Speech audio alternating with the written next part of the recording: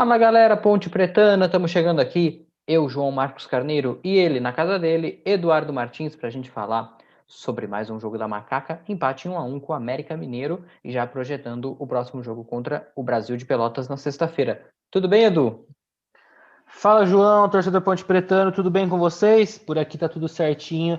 Estamos aqui para mais uma edição muito especial do nosso Derbycast e hoje com muitas notícias da Ponte Preta e com um retorno muito especial. Vocês sentiram falta dele na última edição, né? Mas ele está de volta, João Marcos Carneiro está de volta conosco. Olha, eu diria assim que com Lucas Rossafa ninguém sente falta de ninguém, né? Mas tudo Ô, bem, se você louco, está que dizendo. prestígio. Lucas Rossafa é um cara famoso, né? Sim, né? Ele brilhanta os nossos trabalhos por aqui. Mas, enfim, eu acho que assim, vamos começar o programa de hoje, né? Tentando definir o que foi esse jogo com a América, né? E eu acho que se a gente pegar, perdeu no primeiro turno, depois na Copa do Brasil foi eliminado por América, então agora se você pegar o resultado, até se você olhar a sequência que a Ponte Preta tem a fazer agora, os próximos 3 jogos, o resultado foi excelente. E o técnico Marcelo Oliveira teve mais sorte do que juízo, eu diria, né? Entrou com uma escalação com 3 volantes, o Barreto, o Dauan e o Oyama, né? E não conseguiu jogar no primeiro tempo, teve muita dificuldade. O América foi superior, foi melhor. Depois a gente pode até entrar na questão do gol que foi anulado da equipe do América no final do primeiro tempo, que seria 2-0, e aí acho que talvez até definiria o jogo. E aí a mudança no intervalo. Ele coloca o Camilo, que assim, não pode ser reserva, mas nunca, não pode ser reserva em nenhum jogo. O Camilo, para o nível da Série B, ele é diferenciado. Se você pegar, ano passado ele estava na Chapecoense e realmente não jogou bem a Série A. Para a Série A já deu uma caída, mas para o nível da Série B é diferenciado demais. E aí você não pode também jogar tudo assim, vai jogar com esses 3 volantes, tudo bem, o Luiz Oyama sai um pouco mais e tal, mas jogar tudo nas costas do João Paulo, que mal tocou na bola no primeiro tempo. O Thiago Orobó também mal tocou na bola. O Bruno Rodrigues foi o que mais tentou, da correria e tal, mas também não teve muito o que fazer. E aí a mudança no intervalo foi fundamental, né, Edu? Olha, João, mais uma vez eu fiquei decepcionado com a atuação da Ponte Preta. Esperava muito mais, assim como esperava já na última segunda-feira, na vitória por 2-1 diante do Figueirense. O Marcelo Oliveira errou e errou feio na escalação novamente. Eu até conversava com o Lucas na última edição e falava, né? O Marcelo tem que fazer algo diferente na escalação para esse jogo contra o América Mineiro no Independência. É um dos jogos mais difíceis da Série B. O América está muito bem na competição, na segunda colocação. E o Marcelo Oliveira fez algo diferente. Fez errando novamente. A atuação da Ponte Preta no primeiro tempo foi muito abaixo, na minha opinião.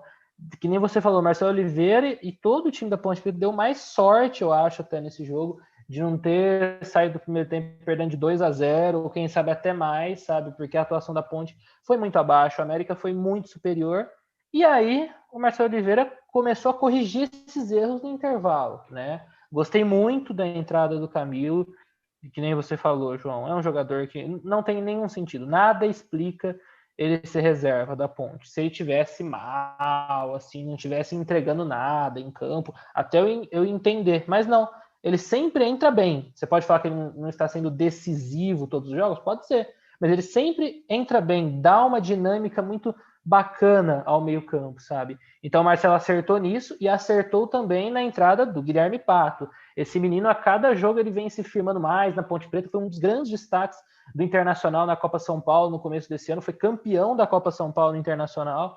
Veio emprestado para a Ponte Preta, começou a entrar aos poucos no time. E a cada dia ele se torna mais importante. É um jogador de velocidade, um jogador que consegue unir velocidade e qualidade na finalização. Fez o gol de empate e foi muito importante para a Ponte nesse jogo. Mas, na minha opinião, uma Ponte Preta abaixo ainda, sabe? Principalmente em relação ao camisa 10, que é um jogador que eu gosto muito, que é o João Paulo, mas que está muito sumido nessas últimas rodadas, João. Exatamente, né? Aquele que a gente brincava que era o seu assessorado, né? Você era empresário dele, enfim, mas agora não tá dando para defender. Realmente vem numa queda, que é normal também, né? Então, você não joga bem nota 8 todo jogo, né?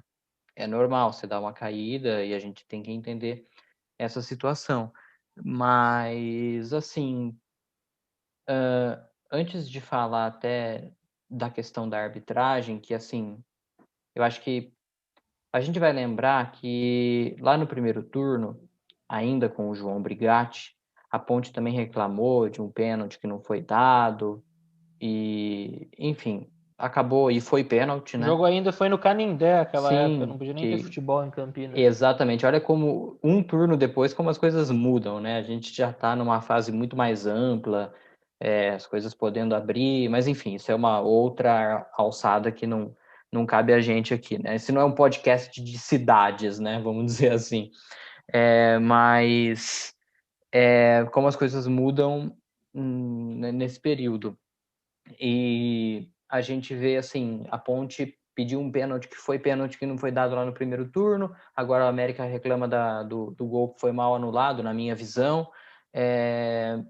Só que assim, o que pegou, eu acho que foi muito o primeiro tempo, porque foi um tempo de cada equipe, vamos dizer assim. No primeiro tempo, o América foi muito melhor, a Ponte Preta tinha dificuldade na saída de bola. Você pega 3 volantes que até sabem jogar com os pés, assim, com a bola nos pés. O Dauan, o Barreto e o Luiz Oyama não são grandes pernas de pau, vamos dizer assim. Então, mas mesmo assim, a Ponte com muita dificuldade na saída de bola, inclusive o Luizão, né? Aliás, proporcionou um lance bizarro no começo do jogo. Ele foi recuar para o goleiro, mas ele recuou tão forte, mas tão forte que a bola quase entrou, né? Coraçõezinhos alvinegros foram ao Gragomilo, como diria o Milton Leite. Que Mas fase! já estou me tornando repetitivo com essa minha frase. Preciso arrumar uma nova frase de efeito. Mas muita dificuldade na saída de bola. Aí também depois teve um outro lance do lateral direito do América, que roubou a bola, acho que foi do próprio Luiz Oyama, saiu na cara do goleiro Igor Vinhas e chutou para fora. O América já poderia ter aberto o placar ainda mais cedo no jogo. Depois achou o seu gol, esse sim, gol legal e tal. E a Ponte, assim, criou o que mais perto chegou do gol foi um chute do Bruno Rodrigues, que foi o jogador que eu falei que foi o que mais tentou, assim, que mais correu, mas que assim não levou perigo nenhum, né? Foi um chute lá, mas não foi bom. E de resto, sim, o América não soube aproveitar. E aí a Ponte, as trocas no intervalo realmente fizeram essa diferença. Tirou 2 dos 3 volantes, ficou só com o Dauan, deu uma mobilidade mais interessante com o Camilo, abriu mais a equipe com o Bruno Rodrigues de um lado e o Guilherme Pato do outro. Depois, mais para frente, também trocou o Orobó pelo Matheus Peixoto, quase 6 por meia dúzia, vamos dizer assim. Nenhum dos dois conseguiu nem tocar na bola também. Porque assim também, a Ponte melhorou no segundo tempo, mas não é que tipo, jogou um grande futebol no segundo tempo. Perto do que foi o primeiro, foi muito melhor, com certeza.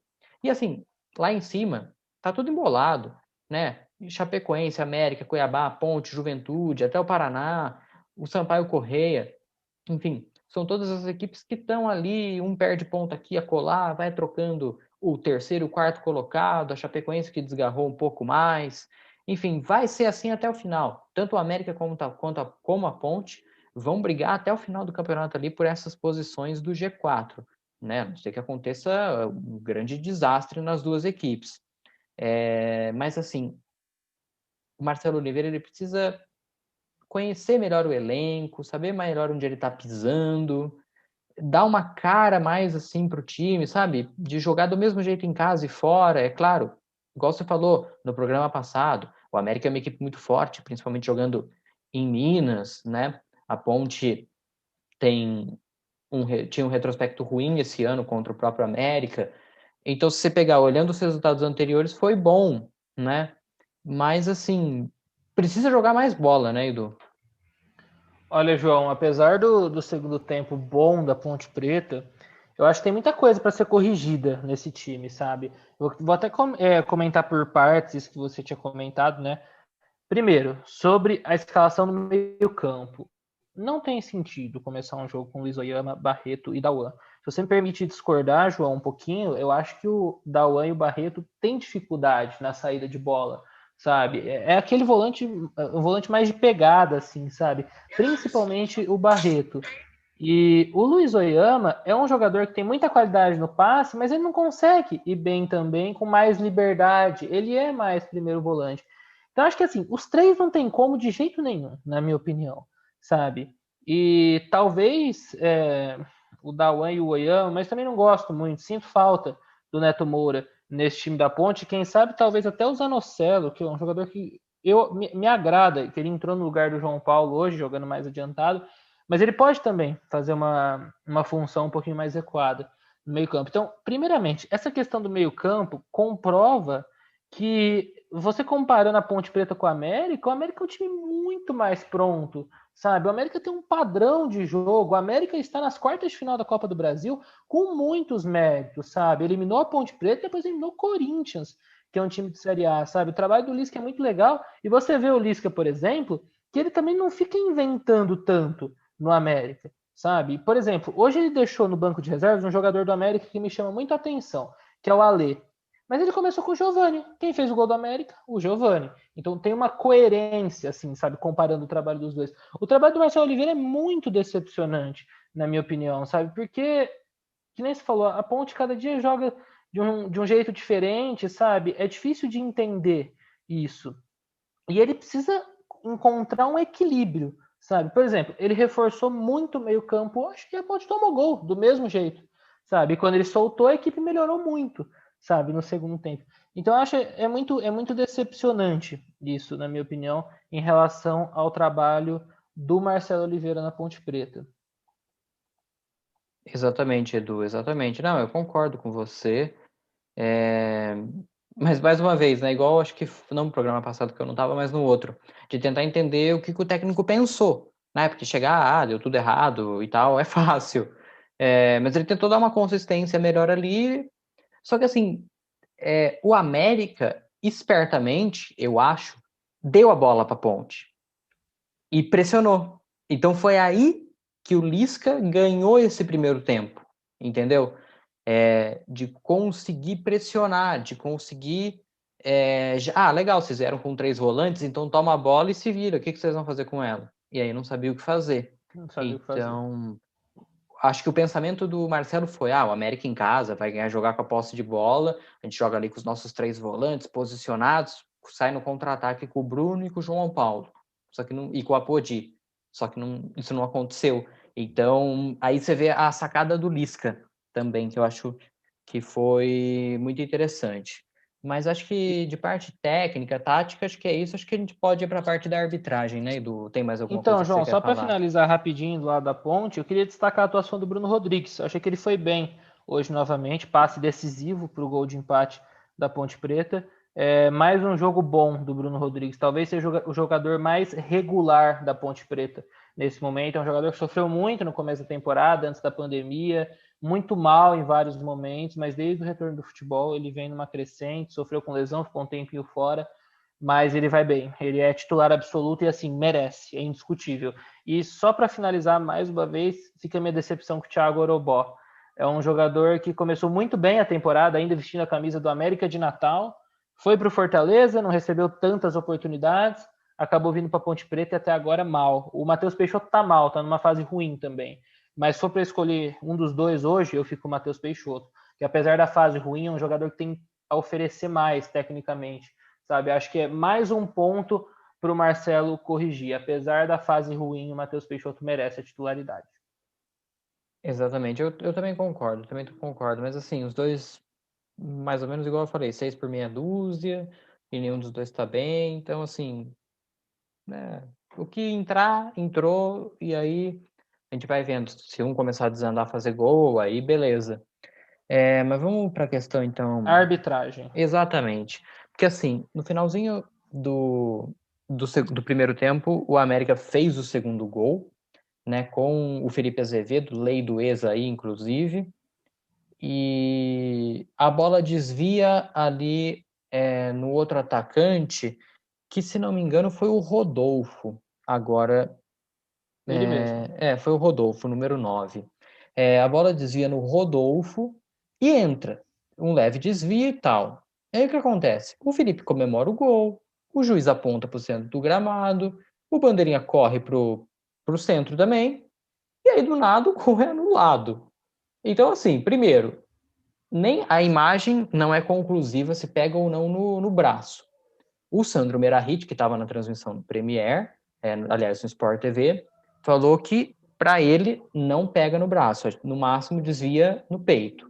A imagem não é 100% conclusiva, mas assim, se o juiz deu o gol, o bandeirinha correu, não tem VAR, quem que soprou na orelha do cara? O quarto Soprou árbitro? errado ainda. E soprou teoricamente errado? Foi o quarto árbitro que está no meio de campo, ele consegue enxergar melhor que o juiz que está dentro da área no lance e que o bandeira que está de frente pro lance? Então, no mínimo, tem coisa estranha aí nesse lance. A gente não pode falar nada mais do que isso, óbvio, mas que é estranho, é. Então, João, esse lance aí evidencia mais uma vez a incompetência da CBF de não ter o VAR na Série B, que é um absurdo, eu já falei isso aqui algumas vezes e não canso de falar, porque é uma vergonha. Uma entidade milionária como a CBF tem a obrigação de oferecer o VAR em todas as partidas, em todas as rodadas da Série B. Poderia acontecer a mesma coisa o árbitro errar? Poderia, porque infelizmente a arbitragem brasileira é muito ruim. Mas pelo menos poderia minimizar o erro, sabe? Então realmente é algo muito decepcionante. A Ponte Preta não tem nada a ver com isso, acabou sendo beneficiada nisso, na minha opinião, mas não tem nada a ver com isso a Ponte Preta, sabe? É incompetência da arbitragem mesmo, que é algo que realmente é muito complicado, sabe? Que nem você falou, João. No primeiro turno, a Ponte saiu reclamando da arbitragem, sabe? Hoje o América sai reclamando da arbitragem. É algo que não dá para entender. O nível dos árbitros é muito fraco. Eu não vejo um esforço da CBF para ter o VAR na Série B, sabe? Ano passado já teve VAR na Série A e na Série B não teve. É algo que eu realmente não consigo entender. E os erros não é só nesse jogo da Ponte Preta. Já aconteceu em outras rodadas da Série B com a própria Ponte Preta e em diversos outros jogos do campeonato. É muito complicado. Eu acho que assim, num lance como esse, que nem a imagem é conclusiva, no caso do VAR, os caras têm tomado a decisão e beleza. Mas na minha opinião, assim, lance que não dá nem com a imagem, dá para você ter certeza, eu acho que você tem que manter o que foi decidido em campo. Então, mas a questão é justamente essa. Se o cara deu o gol, o bandeirinha correu, quem que soprou? Não é possível. Porque assim, se tem o VAR, o cara faz o gesto do VAR, fala, não, falou que tocou no braço. Aí, beleza. Aí você vai ficar com a imagem contra a palavra dos caras. Beleza. O América reclama e tal, mas o VAR decidiu, tá decidido. Mas não. Então, assim, o que aconteceu? Ele mudou de ideia? Eu não sei. É um negócio muito estranho. Mas assim também, eu acho que assim, no final das contas, se for somar tudo, quantos pontos eu perdi porque o juiz errou? Quantos pontos eu ganhei porque o juiz me ajudou? Acho que no fim das contas, fica elas por elas, sabe? Perdi 10 pontos, mas ganhei 10 pontos, sabe? No máximo 1, 2, 3 pontos de diferença. Aí, lógico, isso pode definir um acesso ou não. Mas assim, igual, foi prejudicado no primeiro turno e agora, teoricamente, foi ajudado. Então ficou elas por elas, né? Enfim, porque isso se fosse, teria empatado no primeiro turno e teria perdido hoje. Ou seja, só os mesmos resultados, só que ao contrário. Então, acabou ficando elas por elas. Mas o que tem que ser explicado é o que aconteceu com o juiz. Isso aí ninguém entendeu. Sim, realmente é inexplicável, João. Não dá para entender mesmo. E eu queria também, João, projetar o futuro da Ponte na Série B. Próxima rodada, confronto com o Brasil de Pelotas no Moisés Lucarelli. Um confronto muito acessível para a Ponte Preta, na minha No opinião. sol escaldante das 4 horas da tarde, na sexta-feira. É maravilhoso. O torcedor pode até perguntar, é no sábado, né? Não, é na sexta-feira. E é feriado? Também não. O feriado é na outra Eu acho que sexta-feira. assim, o que vale é tipo assim, não tem público mesmo, então tanto faz se vai ser nas sextas 4 ou no sábado às 4, que não vai prejudicar, né, questão de E o torcida. torcedor? Mas o torcedor quer Não, sim, assistir, o para torcedor tá assistir o jogo, sim, trabalhando. mas tipo, para ir no estádio, em loco, né, renda de público, isso não vai alterar. Mas 4 horas da tarde na sexta, vai ter muita gente arrumando uma gripezinha, um resfriado, um atestado médico. Não estou indicando isso para ninguém, tá bom? Não, isso é verdade, João. Mas é um jogo Dei um pra mau Ponte jeito na ganhar e assim. lombar. Mas é uma partida para a Ponte ganhar e convencer, na minha opinião. O Brasil de Pelotas até vem numa crescente interessante na Série B. Nessa última rodada conseguiu uma vitória, na minha opinião, até surpreendente, por 3-0 contra o Cuiabá, lá no estádio Bento Freitas, em Pelotas. Mas é assim, comparando os times, o Brasil de Pelotas está muito abaixo da Ponte Preta, sabe? Até no primeiro turno foi um jogo que a Ponte Preta decepcionou, era um jogo para ter vencido lá em Pelotas e acabou empatando por 1-1, se eu não estiver enganado. Acho que foi isso. Tomou até sufoco no final quase, acabou saindo derrotada. Você estava inconformado, eu me lembro. Exatamente, exatamente. Sabe, mais uma semana cheia para a Ponte Preta vencer, convencer e continuar forte na briga pelo acesso. Exatamente. E aí até entro nessa da sequência que eu tinha comentado no começo do programa, porque você vê, pega o Brasil que está ali no meio da tabela, mais para baixo do que para cima. Ali no meio, vamos dizer assim. Nem tão para baixo, nem tão para cima. Beleza. Aí depois tem mais uma semana. Aliás, tem mais uma semana? Não, eu errei. Tem mais uma semana sim. Na sexta-feira, na outra sexta, Vitória. E lógico, tem uma viagem longa lá para Bahia. Mas é mais uma sexta-feira, 4h30 da tarde. Meu Deus. É feriado. Bom, mas tudo bem. Mas é o calor escaldante da Bahia, mas tudo bem. Com certeza.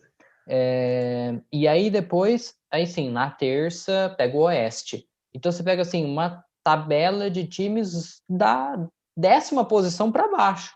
E o Oeste que é o pior time da competição. Então assim, é para somar 9 pontos. E aí você pega os adversários. Quem que vai somar 9 pontos? O América tem o Juventude, o América tem o Operário, que faz também uma campanha regular. O América tem também o Cuiabá, confronto direto. Então, quem vai somar 9 pontos nessa sequência? No máximo, assim, um empate lá com o Vitória, por causa do calor, por causa da viagem e tal. Mas Brasil no Moisés e Oeste no Moisés são 6 pontos. E aí, dependendo disso, você pode até conversar um empate fora. Mas é para somar 9 pontos, dá para somar 9 pontos. E aí, se não somar... Se não somar, vai complicar um pouquinho. Vai complicar ainda mais, na minha opinião, o trabalho bem questionável do Marcelo Oliveira. Mas, João, eu acho que é isso por hoje. Alguma consideração final? Não, tranquilo. Então, só para o torcedor anotar certinho, Ponte Preta e Brasil de Pelotas nessa próxima sexta-feira. Sexta-feira 13, inclusive, para os mais supersticiosos, às 16 horas, no Moisés Lucarelli. Gostei. O Halloween foi há umas 2 semanas, né? Então, o clima aí tá por aí ainda. Cuidado, não saiam de casa, é perigoso. Nunca se sabe, né? Vai que você encontra o lobisomem na rua, né? É perigoso. Mas é isso então, Edu. Muito obrigado mais uma vez por estar aqui com a gente sempre. E é isso. Obrigado, torcedor Ponte Pretano. Um grande abraço a todos e tchau. Valeu, João. Muito obrigado, torcedor Ponte Pretano, pela audiência. Nos vemos na semana que vem. E sorte a Ponte Preta nessas rodadas importantes da Série B. Um abração a todos. Tchau, tchau.